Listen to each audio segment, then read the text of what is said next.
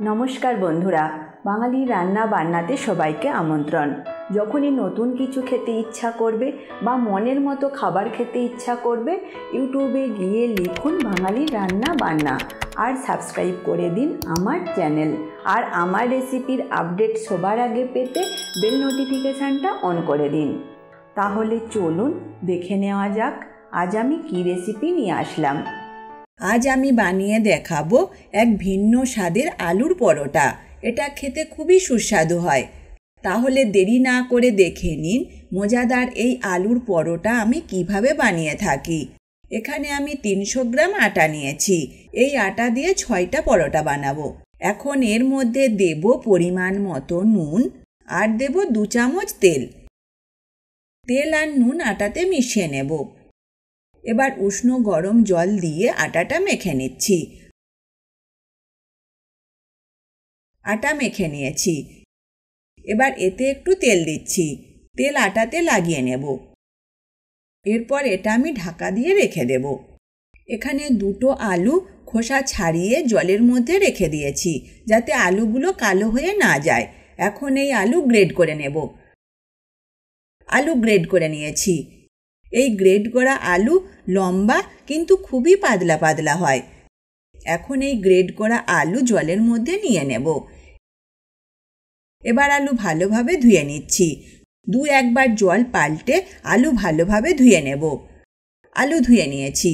এখন এই গ্রেড করা আলু জল থেকে তুলে নেব। আলু জল থেকে তুলে নিয়েছি। এরপর একটা কড়াই বসিয়ে দেব। এতে সামান্য তেল দিচ্ছি। তেলে দেব সামান্য গোটা মৌরি। গোটা মৌরি ভাজা ভাজা হলে একটা পেঁয়াজ কুচি দিয়ে দিচ্ছি। পেঁয়াজ ভেজে নেব।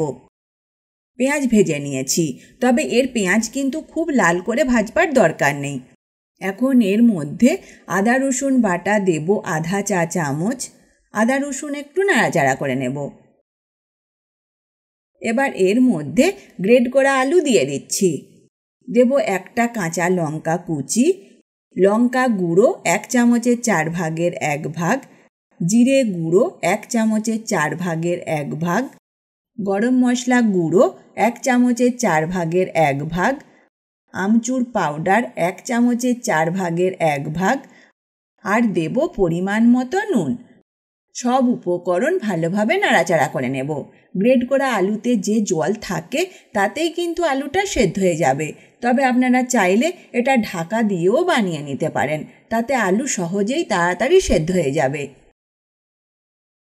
সব উপকরণ ভালোভাবে নাড়াচাড়া করে নিয়েছি। এবার এতে ধনেপাতা কুচি দিয়ে দেব।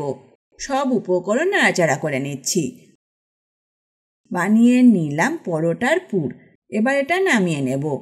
আলুর পুর নামিয়ে নিয়েছি। এবার আটা মাখার দিকে ফিরে আসলাম। আটা আবার মেখে নেব। এবার এর থেকে লেচি কেটে নিচ্ছি। লেচি কেটে নিয়েছি। এটা বেলবার জন্য একটু শুকনো আটা ছড়িয়ে দেব। এবার এটা রুটির মতো করে বেলে নেব। রুটি বেলে নিয়েছি। আবার একটা রুটি বেলে নেব। রুটি বেলে নিলাম। এখানে একটা ঢাকনা নিয়েছি। এটা দিয়ে রুটিতে একটু দাগ দিয়ে দেব। এবার এই আলুর পুর নেব আর দিয়ে দেব রুটির মধ্যে। এরপর আঙুলের সাহায্যে একটু করে জল নেব আর রুটির দাগ বরাবর জল লাগিয়ে দেব। এর ওপর আর একটা রুটি দিয়ে দিচ্ছি। হাত দিয়ে একটু চেপে দেব। এর ওপর ঢাকনাটা দিয়ে দেব। এবার ছুরি দিয়ে গোল করে কেটে নিচ্ছি।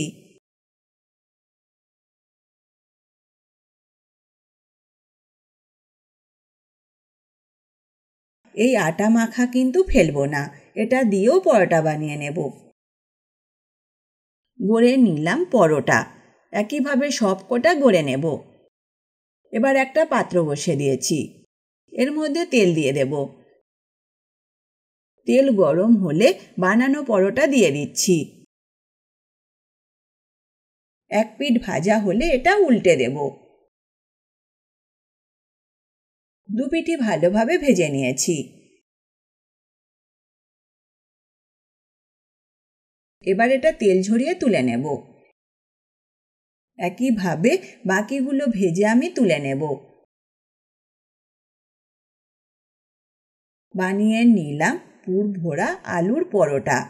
আর এই রেসিপি যদি আপনাদের ভালো লেগে থাকে অবশ্যই লাইক বা কমেন্ট করে জানাবেন। পারলে বন্ধুদের সাথে শেয়ার করে দিতে কিন্তু ভুলবেন না। আজ তবে এই পর্যন্ত থাক, আবার দেখা হবে নতুন এক রেসিপির সাথে। ভালো থাকবেন, সুস্থ থাকবেন, ধন্যবাদ।